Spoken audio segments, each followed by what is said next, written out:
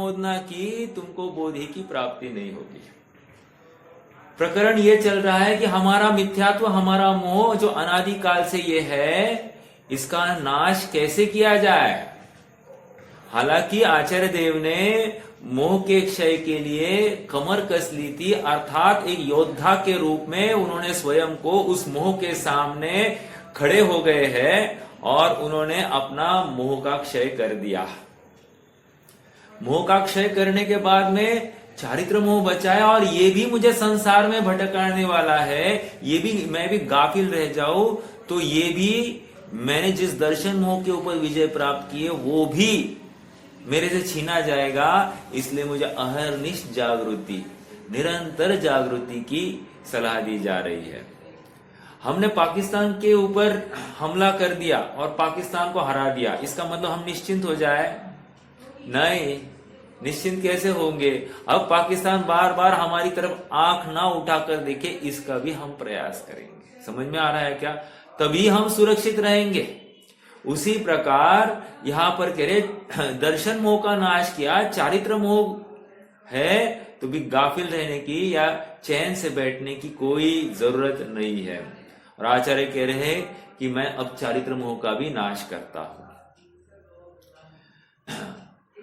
फिर उन्होंने अगली गाथा में 82वीं गाथा में कह दिया कि हाँ, जिन्होंने दर्शन मोह तथा चारित्र मोह का नाश किया, ऐसे अरहंतों को हम नमस्कार करते हैं।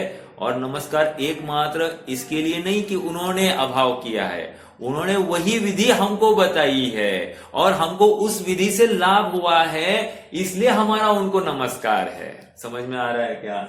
नमस्कार मात्र उन्होंने काम किया इसलिए नहीं होता है। एक महत्वपूर्ण बात, कोई भी मोक्ष मार्गस्थ दिखाई दिया हो अथवा नहीं हो, दैट इज सेकेंडरी थिंग, लेकिन दिखाई दे, अगर हमको लगे तो इससे हमको क्या लाभ, पहले ये विचार करना। अगर हमको कुछ लाभ हुआ, हमारा मोक्ष मार्ग में एक कदम आगे बढ़ा तो शाबाश, लेकिन हमारा मोक्ष मार्ग में एक कदम भी नहीं बढ़ा और हम अनुमोदना कर बैठे, क्या मतलब है? आप कहोगे साहब अनुमोदना भी नहीं करना, क्या आप कितने कुचकट हो, मतलब कैसे निर्दयी हो कि आप अनुमोदना भी नहीं करते। ये जैन शासन ऐसा है, ये मैं नहीं बोल रहा हूं। अब आने वाली गाथा हमको यही समझाने वाली है। क्या समझाने वाली है थोड़ा समझ लेंगे अपन, लेकिन कहने की बात मात्र अनुमोदना इज इक्वल टू धर्म, ऐसा नहीं होता है। समझ में आ रहा है क्या? प्रभावना करना मतलब धर्म हो गया, ऐसा नहीं होता है। दया धारण करना मतलब धर्म हो गया, ऐसा नहीं होता है। उपवास आदि अंगीकार करना मतलब धर्म हो गया, ऐसा नहीं होता है। समझ में आ रहा है क्या? तो क्या होता है हम देखेंगे, क्या होता है वो देखेंगे। समझ में आ रहा है क्या? 85 नंबर की गाथा देखनी है हमको, बहुत ही जबरदस्त गाथा है। कैसे कैसी गलतियां हैं हम में, इसका भान हमको कराया जाए। वैसे 83 और 84 नंबर की गाथा में क्या भाव आया था, कोई बताएगा मुझे? 83 और 84 नंबर की गाथा में क्या भाव आया था?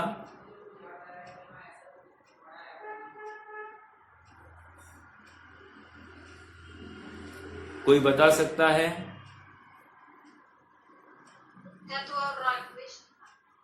मिथ्यात्व और राग द्वेष निकालने हैं। देखो 83 नंबर की गाथा में ऐसा आया कि इस मिथ्यात्व और मोह राग द्वेष, मतलब मोह राग द्वेष के वश होकर जीव कर्म बंध को प्राप्त होता है और क्षोभ को प्राप्त होता है। 84 नंबर की गाथा में ये कह रहे, यदि तुम मोह और क्षोभ को प्राप्त होना नहीं चाहते हो तो तुम मिथ्यात्व और राग द्वेष का अभाव करने का उपाय करो। और उपाय क्या है हम पहले ही कह आए, समझ में आ रहा है क्या? अर्थात जीव अपने स्वरूप का विस्मरण हो गया है ना। क्या हो गया?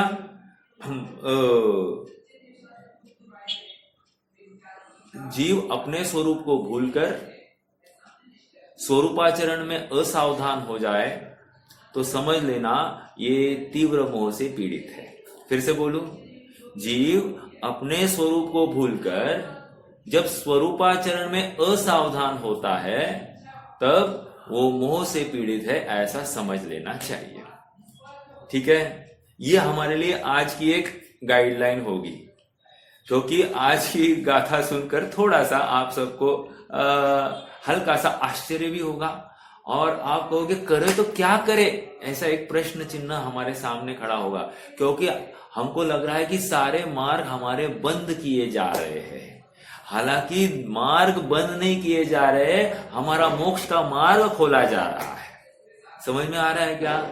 लेकिन ये अज्ञानी को समझ में आना चाहिए कि ये मेरे मोक्ष मार्ग खोलने की विधि है, मेरा मोक्ष मार्ग बंद करने की विधि नहीं है। क्यों? क्योंकि भ्रम से फिर से इसने अपनी बुद्धि से ही कोई मोक्ष मार्ग मान लिया है और वहीं पे संतुष्ट हो गया है। समझ में आ रहा है क्या? बहुत गंभीर प्रकरण आएगा, आज करते हैं चर्चा। चलिए गाथा एक बार पढ़ लेते हैं।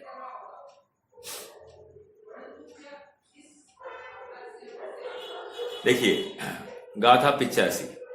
विगत गाथाओं में यह स्पष्ट किया गया है कि बंध का कारण होने से मोह राग द्वेष सर्वथा है, नाश करने योग्य है। ये बात अब इतनी घसी पीटी लग रही है, अब हमको उससे कुछ भी फर्क नहीं पड़ता। हाँ, मोह राग द्वेष का अभाव करना है, इसके बिना साहब मुक्ति ही नहीं होगी। ये इतना इजीली बोल देता है जैसे कि हल्के में ले रहा है कोई भी बात, लेकिन समझता नहीं। जैसे किसी को कैंसर हो जाए, हाँ कैंसर का नाश करना है, देखते हैं अभी कैसे होगा। इतना सहजता से कोई जीव दिखाई दे रहा है, वैसे ही ये कह रहा है कि मोह राग द्वेष का अभाव करना है। चलो कैंसर तो इसको बहुत खराब, मतलब हल्का सा लगता होगा, उपाय भी हो रहा है। मान लो किसी को जहरीली सर्प ने डस लिया है, हाँ अभी ये सर्प अभी मुझे काट गया है, देखते हैं अभी इसका उपाय करने का विचार करेंगे, हाँ इसका नाश तो करना है, ये जहर उतारे बिना मैं जीवित नहीं रहूंगा, ऐसा कोई शांति से बोल रहा है, वैसी ये बात हो गई। समझ में आ रहा है क्या? अर्थात बहुत गंभीरता से विचार करना कि मेरे अपराध की बात चल रही है, मैंने एक बहुत बड़ा गुनाह किया है, हमको ये गुनाह स्वीकार ही नहीं हो रहा है, हमको लग ही नहीं रहा है किसी एंगल से कि मैं गलती कर रहा हूं साहब।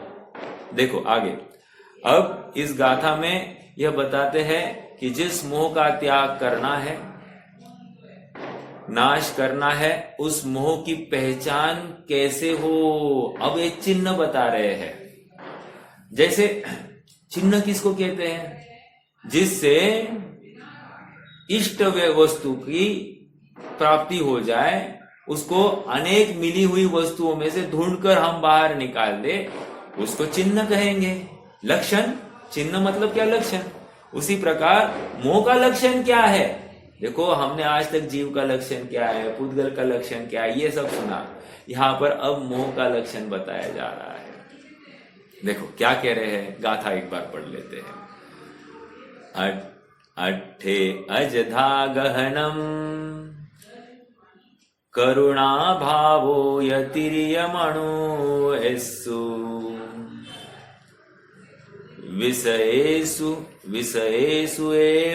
विषयेषु यप्पसंगो मोहस्येदानि लिंगानि।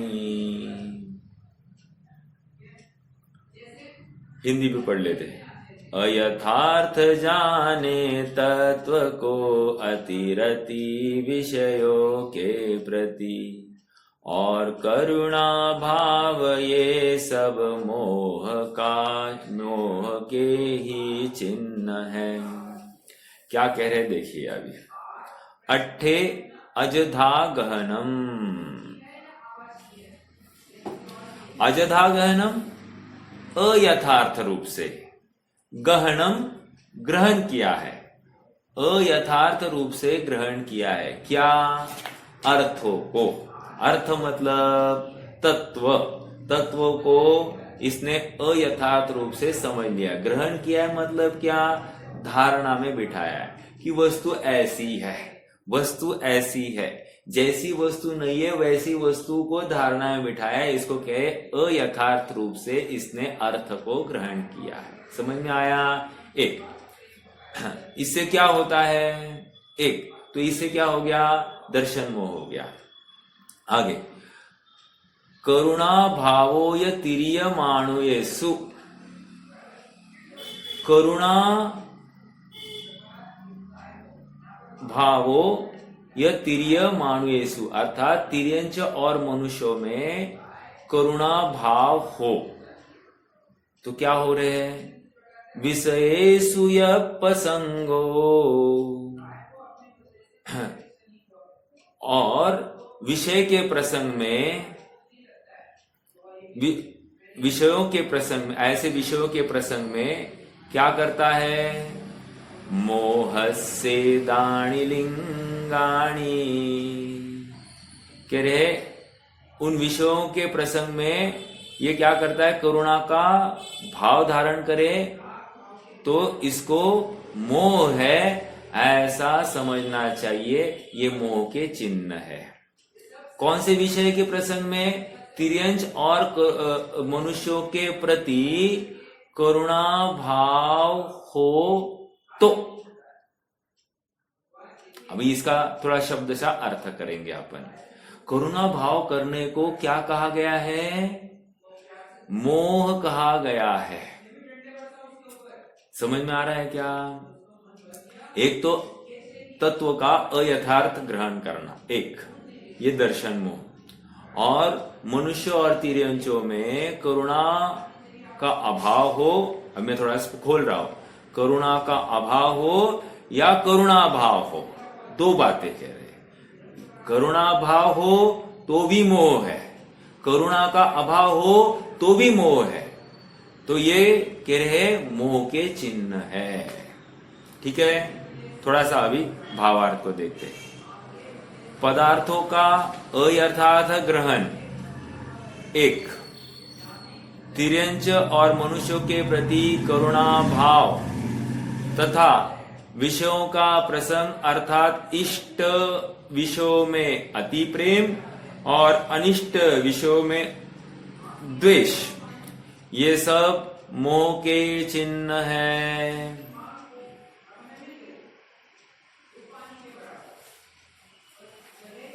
क्या कह रहे हैं? मोह के चिन्ह। हम अपने मोह को कैसे पकड़े कि मुझमें मोह पाया जा रहा है, हम कैसे एनालिसिस करें, ये यहां पर बता रहे हैं। तो सबसे पहले क्या कह रहे हैं? पदार्थों का अयथार्थ श्रद्धान। पदार्थ का अयथार्थ श्रद्धान मतलब क्या? हम स्वयं को क्या मान रहे हैं? क्या मैं स्वयं को जीव मान रहा हूं या क्या मैं स्वयं को शरीर मान रहा हूं? क्या कह रहे हैं? तो कह रहे यदि शरीर मान रहा हूं तो छोड़ दीजिए साहब, आपको पदार्थ का अयथार्थ श्रद्धान है। ठीक है। हाँ, दूसरी बात, हाँ, किसी संयोग से मैं सुखी होता हूं ऐसा मान रहा हूं तो गया, मैं मिथ्या दृष्टि हूं, अर्थात मुझे पदार्थ का अयथार्थ श्रद्धान है। मैं स्वयं को काला गोरा हल्का भारी रूखा चिकना ऐसा मान रहा हूं तो कह रहे अयथार्थ श्रद्धान। मुझे विषयों से सुख आता है ऐसा मानता हूं तो गया अयथार्थ श्रद्धान। जैसी वस्तुएं वैसा तूने ग्रहण नहीं किया, इसलिए कह रहे अयथार्थ ग्रहण किया है। अयथार्थ ग्रहण मतलब तुमने धारणा में वस्तु का स्वरूप ही गलत फीड किया है। अब तुमको उसका आंसर क्या आने वाला है? आंसर गलत ही आएगा। जैसे एक लैपटॉप है या सॉरी कंप्यूटर है, कंप्यूटर में 2 + 2 = 5 ऐसा प्रोग्राम किसी ने फीड किया है। क्या किया? 2 + 2 = 5 ऐसा प्रोग्राम अगर फीड किया है तो हर बार 2 + 2 अगर = क्या आएगा? आंसर 5 ही आएगा, 4 आएगा ही नहीं। समझ में आ रहा है क्या? क्यों? उसमें फीडिंग ही गलत हो गया है, उसकी धारणा में ही गलत बात बिठाई गई है। तो अब क्या किया जाए? उसकी फीडिंग चेंज की जाए। 2 + 2 = 4 ऐसा फीडिंग करो तो ही उसका आंसर भी 2 + 2 = 4 आएगा। समझ में आ रहा है क्या? इतनी सरल बात है। ऐसे ही हमने जो वस्तु है उसको वस्तु माना ही नहीं, और जो वस्तु नहीं है, जो अपनी वस्तु नहीं है, उसको अपनी वस्तु मान लिया है। तो हमने फीडिंग ही गलत किया है। फीडिंग किसने किया है? ज्ञान ने। ज्ञान ने गलत फीडिंग दिया है। क्या फीडिंग दिया है? ये शरीर में, ये विषय में, ये भोग में, इनसे मुझे सुख, ये मेरे लिए, ये मेरे लिए, ऐसा दिन भर मैं कर रहा हूं, ये रुपया पैसा मैं, ऐसा ये दिन भर कर रहा है। और इसलिए क्या कह रहे हैं? विषयों का या अर्थ का अयथार्थ श्रद्धान हो गया है। समझ में आ रहा है? एक दूसरी बात क्या कह रहे, तिर्यंच और मनुष्यों के प्रति करुणा भाव, इसको अपन थोड़ा सा आगे बढ़ने वाले हैं, आगे देखेंगे, ठीक है। तथा विषयों का प्रसंग, अर्थात कोई विषय की प्राप्ति हो गई तो उस विषय की प्राप्ति में ये अच्छा और ये बुरा, ऐसा दो भेद किए। किया था ना कल हमने, क्या आया था उदाहरण, जैसे पानी का प्रवाह है और किसी सेतु से धड़कने से वो दो भागों में विभाजित होता है, उसी प्रकार इसका वर्तमान उपयोग विषय की प्राप्ति होने पर इष्ट रूप या अनिष्ट रूप ऐसे दो भागों में विभाजित होता है, और यही उसका चारित्र मोह है।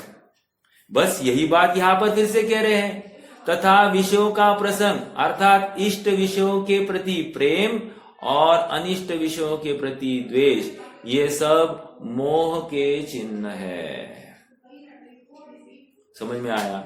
मैंने स्टार्टिंग में एक डेफिनेशन खड़ी की थी, क्या? जब जीव अपने स्वरूप को भूलकर एक स्वरूपाचरण में असावधान हो जाता है, तो ये स्वरूप का विस्मरण और स्वरूपाचरण में असावधानी ही मोह कहलाती है। स्वरूपाचरण में असावधानी मतलब अपने स्वरूप को ग्रहण ही नहीं कर रहा है, तो जब ग्रहण नहीं कर रहा है तो उसकी सावधानी कहाँ है? बाहर में होगी। जैसे मुझे रोग हो गया तो सावधानी कहाँ है? शरीर की अपेक्षा। ये मुझे आकर धड़क न जाए, सावधानी कहाँ है? शरीर की अपेक्षा। ये मेरे लिए, ये धूप है मेरे लिए बहुत बाधक है, ये शरीर की अपेक्षा। मतलब सावधानी कहाँ है? बाहर दिखाई दे रही है, सावधानी अंदर में नहीं दिखाई दे रही है, और इसीलिए कह रहे हैं इसका चारित्र मोह भी एकदम बरकरार है। ठीक है, देखो आगे बढ़ते हैं अपन। तत्व प्रदीपिका टीका की बात पढ़ते हैं। उक्त गाथा का भाव तत्व प्रदीपिका टीका में आचार्य अमृतचंद्र इस प्रकार स्पष्ट करते हैं। पदार्थों का अयथार्थ प्रतिपत्ति, क्या कह रहे हैं? शब्द देखो जबरदस्त है। पदार्थों की अयथार्थ प्रतिपत्ति, प्रतिपत्ति मतलब ग्रहण करना। पदार्थों की अयथार्थ प्रतिपत्ति या जानना, ऐसा भी कहो कोई प्रॉब्लम नहीं है। मान्यता कहो कोई प्रॉब्लम नहीं। पदार्थों की अयथार्थ, अयथार्थ मतलब जैसी है वैसी नहीं रखना, जैसी नहीं है वैसी रखना। समझ में आया? जैसी, ये देखो 4 प्रकार के सत्य है ना, जैसी वस्तु है वैसी कथन नहीं करना। अभी कथन के साथ साथ मानना भी ले लेना। सत का अपलाप, असत का उद्भावन आया कि नहीं आया? तो हम प्रत्येक समय में झूठ बोल रहे हैं कि नहीं बोल रहे हैं? झूठ मान रहे कि नहीं मान रहे हैं? बिल्कुल मान रहे हैं। गलत असत का उद्भावन कर रहा है ये जीव, इसका मतलब हम दुखी होने वाले हैं। स्वरूप का हमको भान नहीं है, स्वरूप संबंधी गलत धारणा हमने बनाई ही है। देखो क्या कह रहे हैं? पदार्थों की अयथार्थ प्रतिपत्ति। हे, बहुत गंभीरता से, बहुत शांति से विचार करना। आप कहोगे यही बात रिपीट हो रही है, यही बात रिपीट हो रही है, कुछ नवीन नहीं आ रहा, कुछ नवीन नहीं।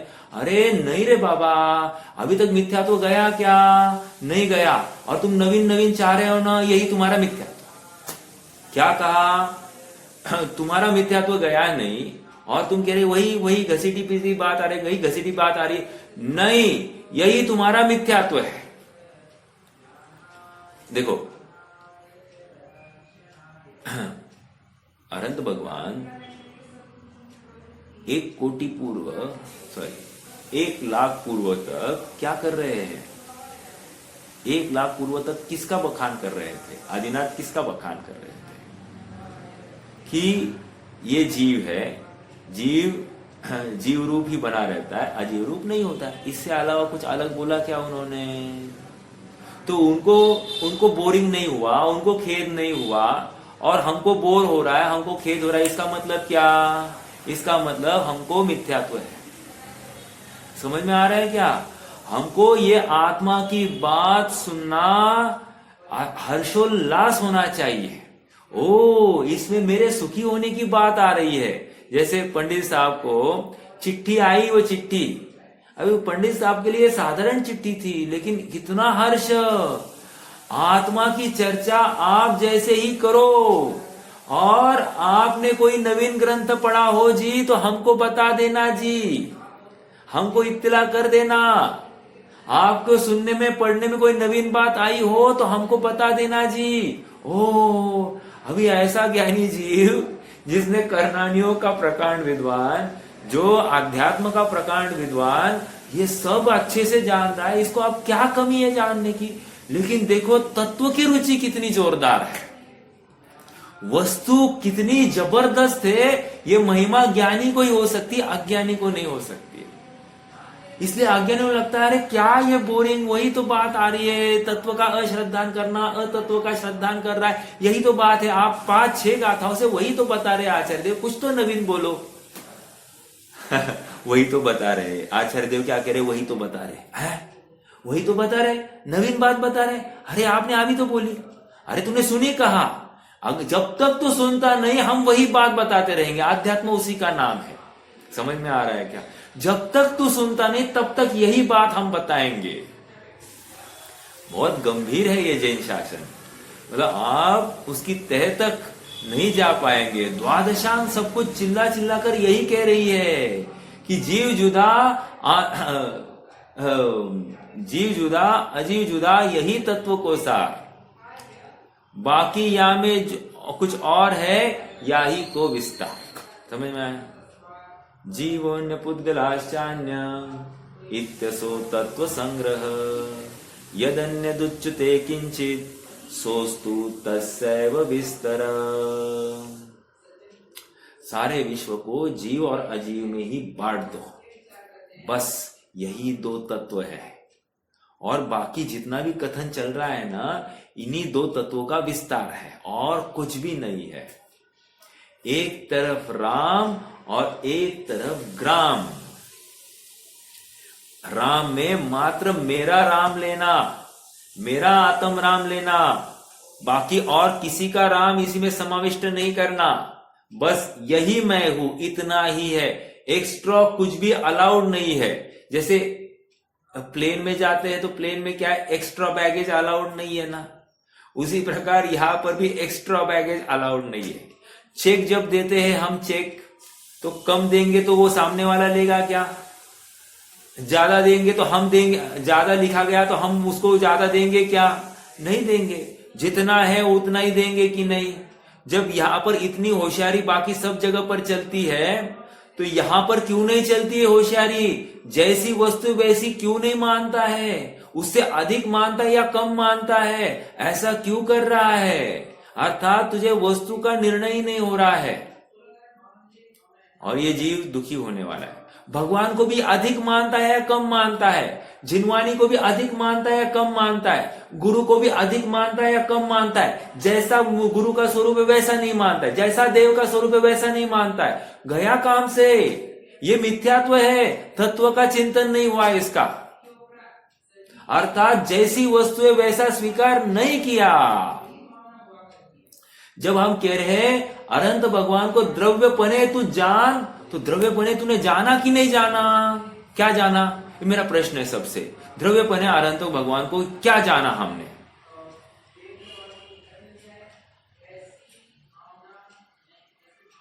बोलिए, कोई बोलेगा? द्रव्यपने अनंत भगवान को जाना मतलब क्या जाना?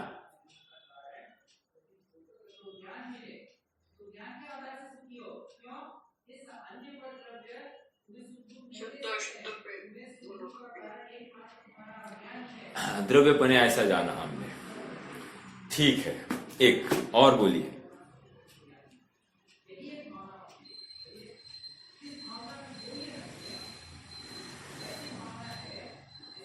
और बोलिए।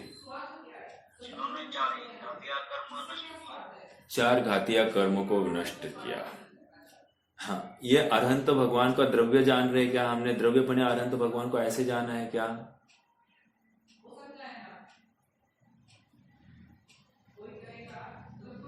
शुद्ध अविनाशी है दोनों।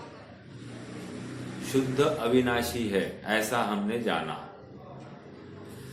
अरे अनंत भगवान को द्रव्यपने से जानना मतलब अनादि निधन सत्य प्रत्येक समय में परिणमन होता हुआ, प्रत्येक समय में परिणमनशील और अनादि निधन ऐसा अनंत भगवान का द्रव्य। समझ में आया क्या? 80वीं गाथा में यही तो पढ़ा था। मैंने आउट ऑफ सिलेबस प्रश्न ही नहीं पूछा, आप क्यों आउट ऑफ सिलेबस गए? तो ये कह रहे हैं अनंत भगवान को अनादि निधन सत प्रत्येक समय में परिणामी, ऐसा ही तो हमने देखा है। अब ये अनंत भगवान को द्रव्यपने से देख लिया, तो इसको देखकर क्या फायदा हुआ? इसको देखकर यह फायदा हुआ कि मेरा द्रव्य भी जीव द्रव्य अनादि निधन सत प्रत्येक समय में परिणामी। अच्छा, द्रव्यपने में कोई चेंज नहीं है, एकदम मैच टू मैच, मतलब मैच द फॉलोइंग करते हैं ना अपन, तो उनमें और मुझमें कुछ भी फर्क नहीं, यही तो नक्की किया। अरे अनंत भगवान चार घाती का अभाव हो गया, ये सब उनकी पर्याय अपेक्षा है और वो पर्याय विशेष है। हमको पर्याय विशेष में जाना ही नहीं है, हमको द्रव्य गुण और पर्याय सामान्य इतना ही देखना है, और उनमें और अपने में कुछ भी फर्क दिखाई नहीं देगा। आप देख लेना, गुण अपेक्षा उनमें आनंद गुण, मुझ में भी आनंद गुण। अरे उनके सभी गुण अपने में तिष्ठते, उनमें ही तिष्ठते है, मेरे आनंद गुण मेरे में ही तिष्ठते है। मेरा उनके अनंत गुण अपना अपना स्वतंत्र काम करते, मेरा भी अपना अनंत गुण अपना अपना स्वतंत्र काम करते। अच्छा, तो उनके गुणों में और मेरे गुणों में कुछ भी फर्क नहीं है। अच्छा, और पर्यायपने में कह रहे उनकी भी पर्याय एक समय की, मेरी पर्याय एक समय की, उनकी पर्याय परस्पर असंबद्ध, मेरी भी पर्याय असंबद्ध, उनकी पर्याय चिद विवर्तन की गांठे, मेरी भी पर्याय चिद विवर्तन की गांठे, अर्थात निरंतर चैतन्य का अनुगम ही करती हुई मेरी पर्याय है। और उनकी पर्याय क्या है? अन्वय की व्यतिरेक है, मेरी भी पर्याय अन्वय की व्यतिरेक है। समझ में आ रहा है क्या? जब ये सब होने के बाद उनमें और मुझमें कुछ फर्क ही नहीं है, ऐसा निश्चय हो गया, अर्थात मैंने वस्तु को जैसी है वैसी जान लिया। ये समझ में आ रहा है क्या? जैसी वस्तु है वैसा जान लेना, ये दर्शन मोह का नाश हो गया। देखो यही बात यहां पर कह रहे हैं ना, तत्व का अश्रद्धान। वही 80वीं गाथा में तत्व का श्रद्धान कैसे होता है ये बताया हमको। आप पकड़ रहे हैं कि नहीं बात को?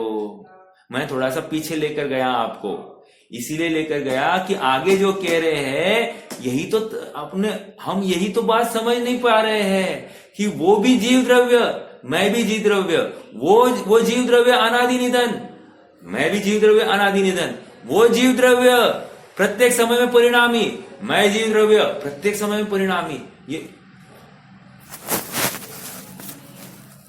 गुणपने अपने को भी देख लेना, पर्यायपने जैसा हमने आनंद भगवान को देखा वैसे ही अपने को देखना, और अपने को नहीं प्रत्येक जीव मात्र को ऐसे ही देख लेना। इससे क्या हो गया? इससे और कुछ नहीं हुआ कि पर से कुछ अपना हो सकता है, ये भावना खत्म हो जाती है। एक इससे और कुछ हो गया, अपने में ही पूर्णता देखने की भावना ऊर्ध्व होने लग जाती है। मुझे जीने के लिए, मुझे सुखी होने के लिए अन्य किसी की जरूरत नहीं है, मैं अनादि निधन ऐसा हूं ये समझने के बाद में मुझे जीने के लिए और कुछ नहीं चाहिए, क्योंकि मेरा नाश होने वाला ही नहीं है। ऐसा विश्वास हमको अनंत भगवान का द्रव्य और अपने द्रव्य का निर्णय करने में हो जाता है।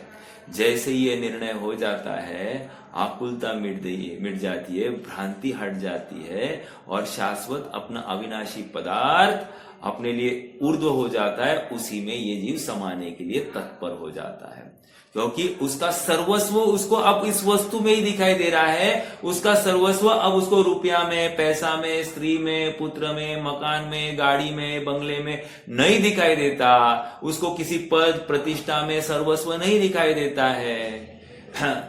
किसी को ना मात्र पद प्रतिष्ठा के लिए जीवन जीता है, कोई शोहरत के लिए जीता है, कोई धनार्जन करने के लिए जीवन समर्पित कर देता है, कोई मात्र लोगों की सेवा करने में अपना जीवन समर्पित कर लेता है, कोई दया दान आदि में ही अपना पूरा जीवन समर्पित कर लेता है, कोई मात्र सेवा करने में अपना जीवन समर्पित कर लेता है। अरे अनेक प्रकार से वो अपना जीवन समर्पित कर लेता है और उसमें धर्म की कल्पना भी कदाचित कर बैठता है, जबकि वस्तु वैसी है नहीं। जैसी वस्तु है वैसा ही नक्की करना यह हमारा परम कर्तव्य, आदि कर्तव्य है। हमने कर्तव्य को ही निर्वाह नहीं किया है और फिर बाकी यहां वहां ताक झाक कर रहे हैं। देखो आइए थोड़ा सा अपन देख रहे हैं यहां पर, है ना। पदार्थों की अयथार्थ प्रतिपत्ति, इस इतने से शब्द से हमने सब चर्चा चालू की। पदार्थों की अयथार्थ प्रतिपत्ति और ये पेज नंबर, एक मिनट, 85 आता है, पेज नंबर 394 का बॉटम, 85 नंबर की गाथा है। ओके ओके, देखो पदार्थों की अयथार्थ प्रतिपत्ति और तिर्यंच और मनुष्य के प्रेक्षा योग्य। अभी ये प्रेक्षा मतलब क्या?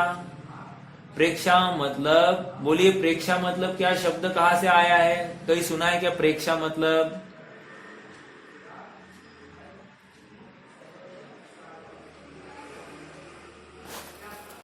आपने सुना है कभी? कर्फ्यू लगता है ना, तो जब कर्फ्यू लगता है तो उस समय में क्या करते हैं? शूट एट साइट चलता है कि नहीं? या कोई आतंकवादी दिखाई दे तो उसको अगर खूंखार होगा तो क्या करते हैं? शूट एट साइट, जैसे ही दिखा उसको भून डालो, है, होता है कि नहीं ऐसे? तो ऐसी बात यहां पर आचार्य देव हमको कह रहे हैं। इतनी हिंसा की बात? हाँ इतनी हिंसा की बात ये हिंसा नहीं है, परम अहिंसा है। क्या कह रहे हैं कि तुम जैसे ही तुमको मोह राग द्वेष में के ये 3 चिन्ह दिखाई दे, दर्शन मोह संबंधी एक, विपरीत मान्यता दूसरा, कोई पर वस्तु दिखाई देने पर उसमें इष्ट अनिष्ट कल्पना, ये ऐसे 3 चिन्ह कहीं भी दिखाई दे, तुम उसको पहली प्रथम दृष्टि में ही उनका नाश कर देना, उनका सफाया कर देना। ये आचार्य देव ने आज्ञा दी है। क्यों आज्ञा दी है? क्योंकि वो ये जान रहे कि सामने बैठा हुआ जीव सुखार्थी है, सुखी होने के लिए आया है। अब देख लेना, यदि हमको मोह हुआ, कोई घटना देखते हुए हमने अनुमोदना कर दी, कोई घटना देखते हुए हमने उसका द्वेष कर दिया, तो कह रहे हैं कि ये हो गया मोह, और ये मोह तुम्हारा संसार का कारण है, तुम्हारे दुख का लक्षण है, ये तुम्हें संसार में भटकाएगा। सब किसी के प्रति द्वेष करना ये तो अच्छी, मतलब कोई इसमें विरोध नहीं है, लेकिन किसी का अच्छा करना, किसी को मदद करना, ये तो हमको जीवन भर सिखाया गया है। और आप आज हमको ये क्या उल्टी पट्टी पढ़ा रहे हो कि किसी के प्रति दया भाव ही नहीं लाना, किसी के प्रति करुणा भाव ही नहीं लाना।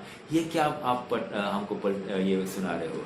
हम तो साधर्मी वात्सल्य के नाम पर हम सब कुछ करते हैं।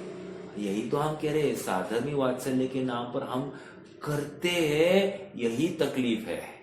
साधर्मी वात्सल्य हुए बिना रहता नहीं है, लेकिन तुम कर्ता हो जाते हो, और हमारी तकलीफ तुम्हारे कर्तापने पर है। समझ में आ रहा है क्या? हम तुमको हटाते नहीं है, लेकिन हमको तकलीफ तुम्हारे कर्तापने पर है। देखो अध्यात्म की चर्चा चल रही है, अध्यात्म में ये यहाँ पर बात आ रही है कि तुम्हारे ये राग के परिणाम ये संसार का कारण है, ये मोह है, ये तुम्हें संसार में भटकाने वाले हैं। तो इसका मतलब क्या है? ये जितने भी शुभ भाव है, दया दान आदि के भाव है, ये सब त्यागने योग्य है क्या? छोड़ दे क्या? हम उनको उखाड़ के फेंक दे क्या? ऐसा हमने कब कहा? हम तुम्हारी उसमें आसक्ति को उखाड़ने की बात कर रहे थे। हाँ, तुम्हारी होने वाली प्रवृत्ति से हमको कोई तकलीफ नहीं है, लेकिन तुम्हारी प्रवृत्ति में जो कर्ता बुद्धि है, उस कर्ता बुद्धि से हमको तकलीफ है। समझ में आ रहा है क्या? तुम उखाड़ फेंकोगे तो तुम्हारा ही बुरा होगा। तुम उसमें कर्ता बुद्धि लाए बिना बस ज्ञाता भाव लाओ तो हमको कोई तकलीफ नहीं है। देखो, हाँ, मदर टेरेसा ने जीवन भर क्या किया? जीवन भर गरीबों की, कुष्ठ रोगियों की, दीन दरिद्री, उपेक्षित समाज को उन्होंने आश्रय दिया।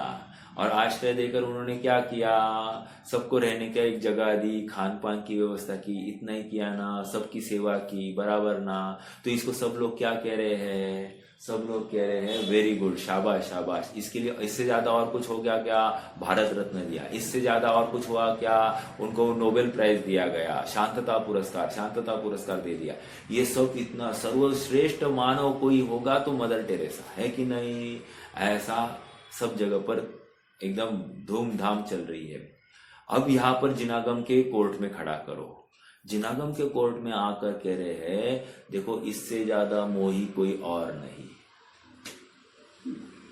इससे ज्यादा मोही और कोई नहीं, ऐसा कह रहे हैं। ये पकड़ में आ रही क्या बात, किसको पकड़ा है अपन ने, बहुत जिसको बहुत सराहा गया है उसको यहाँ पर खड़ा किया। पूरा जगत जिसको सराहता है उसको यहाँ पर खड़ा किया और कह दिया कि ये व्यक्ति जैसा मोही और कोई नहीं, जिनागम के कोर्ट में आकर खड़ा हो। समझ में आ रहा है क्या, जिसको अन्य विषयों की जरूरत पड़ती है, भोगों की जरूरत पड़ती है, अन्य के सहायता की जरूरत पड़ती है, अपने आत्मा छोड़कर बाकी संयोग चाहिए, वो सुखी हो ही नहीं सकता। जिसको असंयोगी पदार्थ अच्छा लगा है वो संयोगों की चाह करता ही नहीं है, संयोगों में प्रवृत्ति करता हुआ दिखाई देगा ही नहीं। समझ में आ रहा है क्या। मुनिराज के लिए सर्वोत्कृष्ट कार्य क्या है, मेरा प्रश्न है आप सबसे।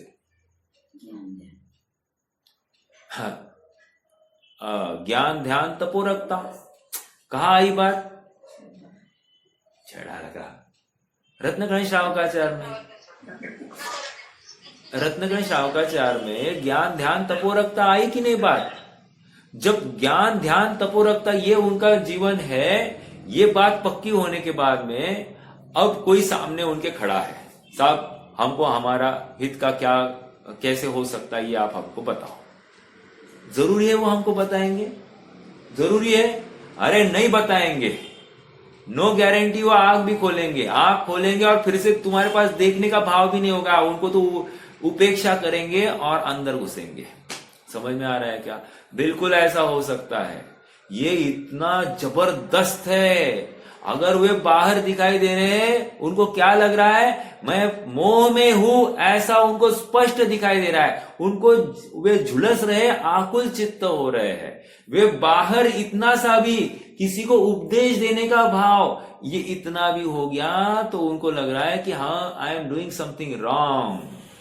समझ में आ रहा है क्या, ये यहां पर बात चल रही है। करुणा भाव दिखाई दे रहा है तो खत्म। देखो अभी इसका जयसेन स्वामी ने थोड़ा सा आगे बढ़कर ना दो करुणा भाव के दो अर्थ किए। पहला तो करुणा भाव एज इट इज, जैसे अमृतचंद्र स्वामी ने किया है, और दूसरा करुणा प्लस अभाव, करुणा का अभाव, ऐसा दूसरा शब्द किया। तो इससे अर्थ क्या हो गया, जिसको करुणा भाव है सो मिथ्यात्व, जो वो मोही, और दूसरा जिसके करुणा का अभाव है वो भी मोही। ये दो अर्थ हो गए। अब मैं इसके बहुत सारे भाव आपको खोल के दिखाऊंगा। देखो, जिसके करुणा भाव है वो मोही है, ये अर्थ क्या होता है, जिसके करुणा भाव है वो मोही, उसने धर्म में करुणा भाव को धर्म मान लिया है। जिसने करुणा भाव को धर्म मान लिया वो मिथ्या दृष्टि एक।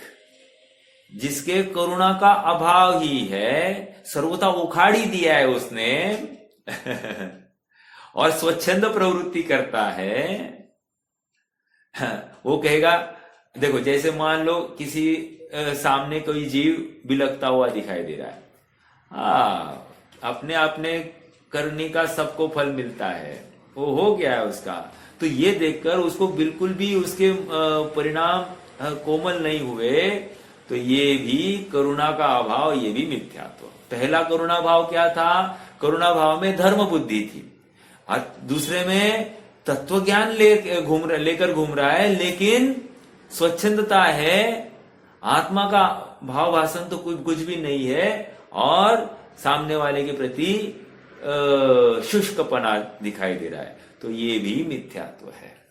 ये दो हो गए, तीसरा एक बताता हूं। तीसरा अभी ये करुणा भाव, अभी ये दूसरा, अभी ये मात्र गृहस्थ की अपेक्षा किया। अब अपन थोड़ा सा करुणा भाव की बात और अलग रूप से, जैसे मुनि है ना। यदि मुनि को किसी जीव बहुत प्यासा है तो उनको करुणा भाव आए तो क्या समझना, ये मुनि मिथ्या दृष्टि है, अर्थात ये मोही है एक। और यदि किसी गृहस्थ को किसी प्यासे को पानी पिलाने का भाव नहीं हुआ तो ये गृहस्थ के करुणा का अभाव होने से ये मिथ्या दृष्टि हो गया। दूसरा भाव कितने जन समझ रहे हैं? पहली अपेक्षा अलग थी, ये अपेक्षा अलग थी। करुणा भाव का अपन ने दो अपेक्षा लगाई, एक करुणा भाव मुनि ने पालन किया तो वो मिथ्या दृष्टि, और गृहस्थ के करुणा का अभाव दिखाई दिया तो वो मिथ्या दृष्टि। समझ में आ रही क्या? ये दूसरी अपेक्षा। पहली अपेक्षा में क्या लगाया था हमने? पहला इसमें इतना लगाया था, जिसने करुणा भाव में धर्म बुद्धि मानी वो मिथ्या दृष्टि, और जिसके करुणा का अभाव ही पाया जा रहा है वो मिथ्या दृष्टि। ये ऐसे करुणा भाव और करुणा अभाव ऐसे दो अर्थ किए। अब दूसरी अपेक्षा में हमने करुणा भाव यदि मुनि करे तो मिथ्या दृष्टि, मतलब मोह लेंगे। मिथ्या दृष्टि लेना थोड़ा सा वो क्या कर रहे हो उसके ऊपर है। और करुणा का अभाव ही पाया जा रहा है तो वो भी मिथ्या दृष्टि अर्थात मोह। यह गृहस्थ की अपेक्षा लगाया। ठीक है, ये भाव समझ में आया? आचार्य हमको समझा रहे हैं। हाँ, आचार्य हमको समझा रहे हैं, जो आप बता रहे वही समझा रहे हैं। हाँ, हम लोग को तो उतना नॉलेज नहीं है तो वो बता रहे हैं। हाँ, वो करुणा कर रहे हैं ना हमके ऊपर, हाँ। तो मिथ्या दृष्टि हो जाएगी क्या? नहीं, मैंने इसलिए तो कहा अपेक्षा, मोह बताया मैंने उसको, मैंने शब्द चेंज किया, मोह। मैंने पहले हाँ, और चारित्र का मल है, वो चारित्र का मल है, एंड मल ये संसार का कारण है, दुख है। मिथ्या दृष्टि अपन डायरेक्टली नहीं ले सकते क्योंकि अभी ये जिनवाणी लिखी गई है। जिनवाणी लिखी गई है तो कहीं ना कहीं उपयोग से बाहर हटे कि नहीं, उपयोग से हटते समय में क्या भावना है, धारणा क्या है, मैं ये शास्त्र लिखने ये बहुत बड़ा कार्य कर रहा हूं, ये अगर अभिप्राय में है तो वे पक्के मिथ्या दृष्टि। यदि अभिप्राय में ये है कि ये पात्र जीव है, मैं स्वरूप में जा नहीं पा रहा हूं, स्वरूप में जाना ही मेरा कर्तव्य है, लेकिन अब मैं जा नहीं पा रहा हूं तो ये पात्र जीव दिख रहा है, तो इनको भाव आ गया, और ये भाव कोई धर्म नहीं है, ये तो राग ही है, ऐसा जानकर ही वे निरूपण करते, अर्थात अपराध है ऐसा जानकर ही निरूपण कर रहे हैं। हाँ, अगर अपराध नहीं है ऐसा जानकर वे निरूपण करे तो मिथ्यात्व ही है। अपराध है ऐसा जानकर निरूपण हो रहा है तो वो मिथ्यात्व नहीं है। मान्यता की ओर ध्यान देना चाहिए। मान्यता किस तरह की है? और देखो, ये मैं और आप नहीं पकड़ सकते, वो तो एक तो वो जीव स्वयं पकड़ सकता है या केवल ज्ञानी ही पकड़ सकता है, ये दो ही पकड़ सकते हैं। मैं तो केस खड़ी कर रहा हूं, और ये जिनवानी की बात है, आचार्य कुंद ने लिखी है, हमने नहीं लिखी है, टीका आचार्य देव कर रहे हैं, और वो उनकी टीका के भाव को खोलने का प्रयास कर रहा हूं मैं, और कुछ नहीं। आप अनेक जनों को, विद्वानों को देख लेना, पढ़ लेना, उसमें आपको यही भाव मिलेंगे जो मैं अभी रख रहा हूं। ठीक है, तो कहने की बात इतनी है, मिथ्यात्व की अपेक्षा लगानी। उसको मिथ्यात्व कब कहना? तभी कहना जब उनको कर्ता बुद्धि है तो मिथ्यात्व ही है। यदि उनको कर्ता, मतलब मैं इसको समझाऊं, ये ऐसा कर्ता भाव आए तो मिथ्यात्व ही है, और समझाना वो खेददायक लगे तो समझना मिथ्यात्व तो नहीं है, लेकिन चारित्र मोह का मल तो है ही है, अर्थात बंध का कारण तो है ही। वो मान रहे ये बंध का कारण है, वो अगर इसको मोक्ष मार्ग मानेंगे तो तकलीफ है, वो तो मिथ्यात्व ही हो गया ना। समझ में आ रहा है? इसलिए शब्द के ऊपर गौर कीजिए कि मैंने कहा करुणा भाव किसी जीव को हो गया और उसमें कर्ता भाव है तो समझ लेना ये मिथ्यात्व ही है, फिर कोई भी करो। और करुणा का अभाव हो गया तो गृहस्थ की अपेक्षा लगाई तो वो भी मिथ्यात्व ही लगाया अपन ने। ठीक है, तो अपेक्षा समझना, जिनवानी लिखी गई है ये अत्यंत करुणावश होकर ही लिखी गई है, ये हमको लगना, लेकिन जो लिखने वाला है उसने क्या करना, अरे मेरा कुछ भी कर्तव्य नहीं है।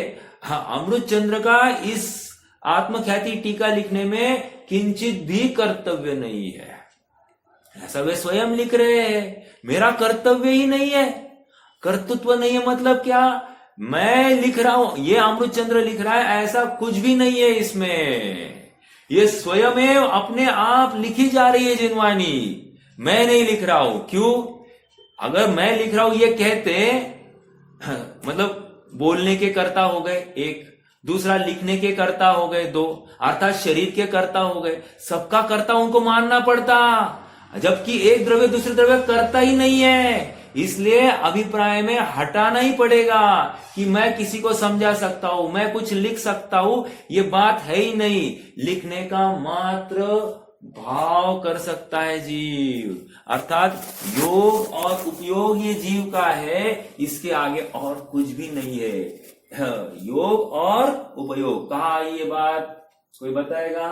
जीव का मात्र योग और उपयोग लगता है, बाकी पुद्गल की ही सारी कल्पना है और सारी रचना पुद्गल जनित है। बोलना भी कहो तो पुद्गल जनित, लिखना भी कहो तो पुद्गल जनित, मात्र हाँ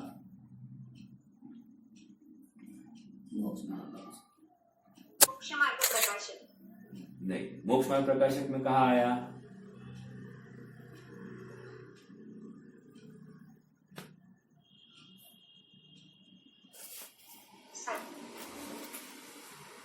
नहीं, देखो मैं अपेक्षा रख रहा था ये समय सार का, हाँ 101, 102, 101, 102 नंबर की गाथा समझ में आया क्या? योग और उपयोग से काम हुआ है। वहां पर वो घड़ा बनाने का वो जो कुम्हार जो है, कुम्हार योग का योग और उपयोग लगा है, बाकी घड़े में वो मिट्टी ही व्याप्त है, स्पष्ट दिखाई दे रही। तो अगर कुम्हार उस घड़े का कर्ता बनता तो कुम्हार, ए बेटा रुको ना बेटा, यदि कुम्हार उस घड़े का कर्ता बन जाता तो क्या होता? कुम्हार को घड़े रूप परिणमित होता।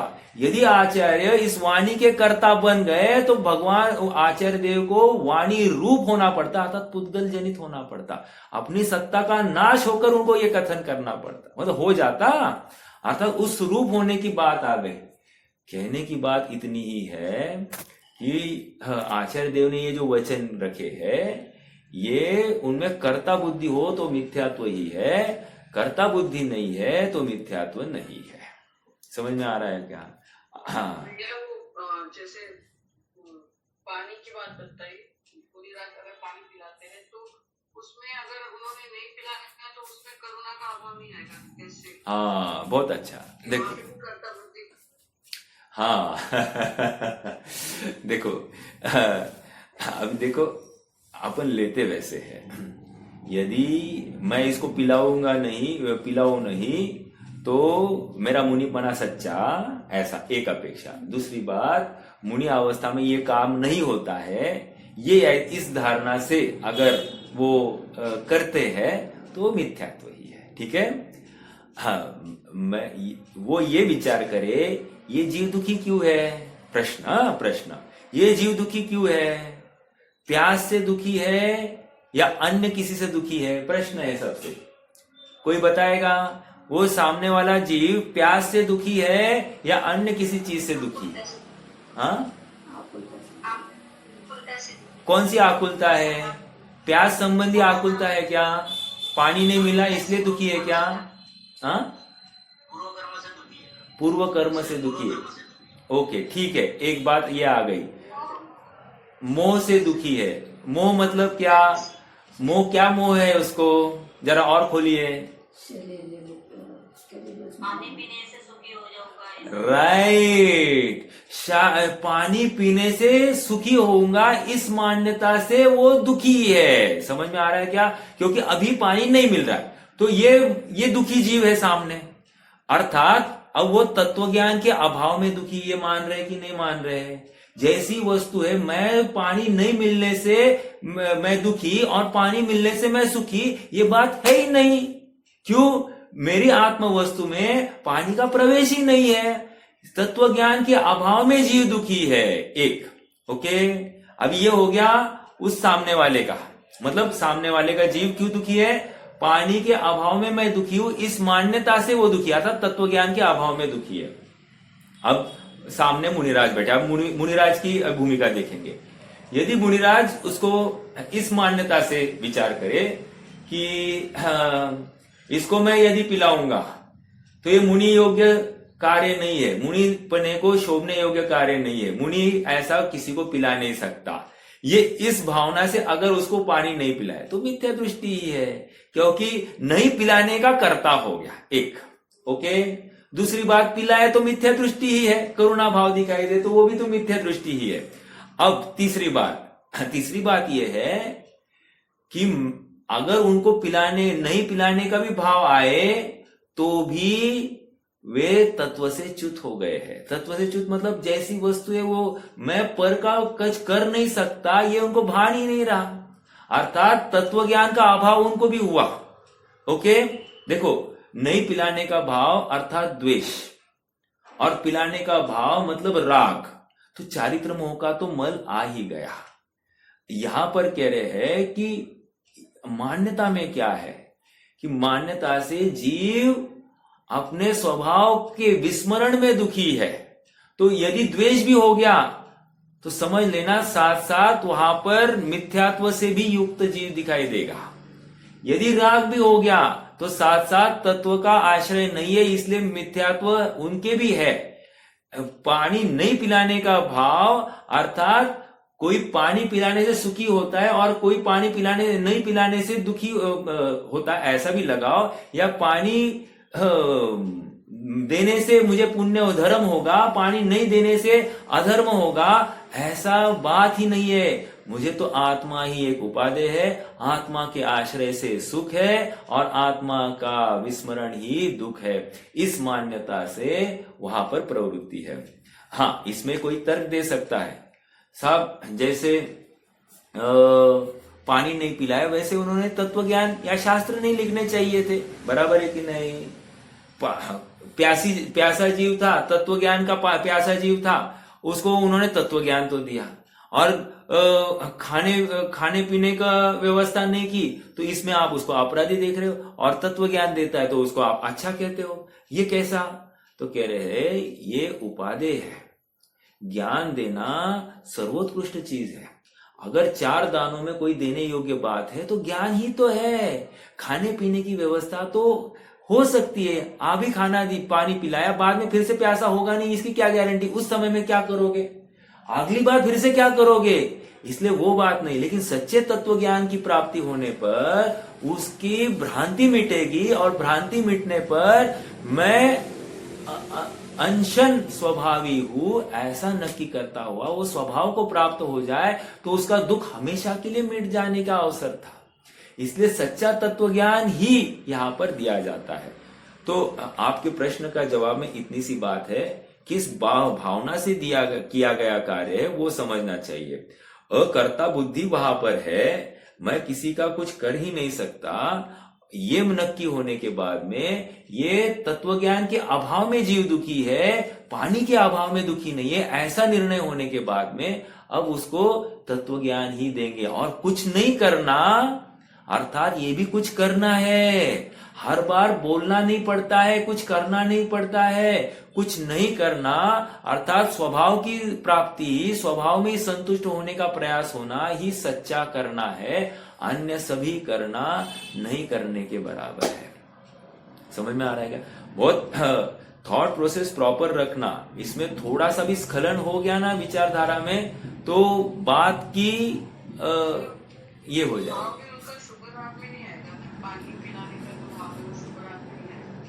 नहीं, शुभ राग में नहीं, वो पानी काय का है, उनके पास में जो पानी वो किस चीज का है? कमंडलू का पानी है, बराबर।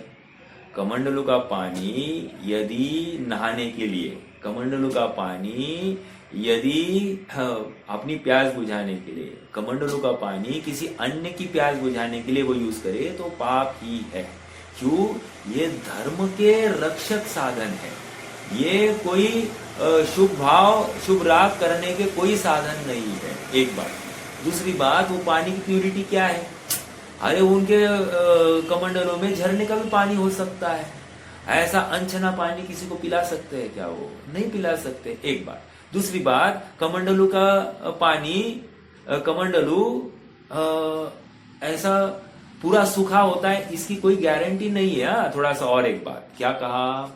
कमंडलू पूरा सूखा हो सकता है इसकी कोई गारंटी नहीं है। मतलब अरे ऐसा हो सकता है क्या? वो डेली तो उल्टा कर कर रखते ही होंगे, बराबर, लेकिन 100% सूख गया अंदर से, ऐसी कोई पॉसिबिलिटी नहीं है। इसलिए 15 दिन में उनको अच्छे से सुखाने की उनको विधि बताई गई है। कमंडलों को भी 15 दिन में एक बार अच्छे से सुखाया जाता है, नहीं तो अंदर से काई जमने लग जाती है, अर्थात जीव उत्पत्ति होती है। तो ये भान होना ही चाहिए। तो ये पानी कोई शुद्ध नहीं है, कोई पिलाने योग्य नहीं है, क्योंकि जब श्रावक ही तिर्यंचों को भी पानी पिलाए तो श्रावक भी उनको छना हुआ पानी पिलाता है, शास्त्रों में आई है बात। तो उसकी भूमिका में वो छना हुआ पानी पिलाएगा, तो ये क्यों नहीं? ये तो उसके ऊपर की भूमिका है, ऊपर की भूमिका में ये कैसे कर सकते हैं ऐसा गलत काम? तो नहीं कर सकते। समझ में आ रहा है क्या? हाँ, तो इसलिए शुभ राग कहने की बात नहीं है यहाँ, तो वो कर्ता बुद्धि आए बिना ये काम होगा ही नहीं।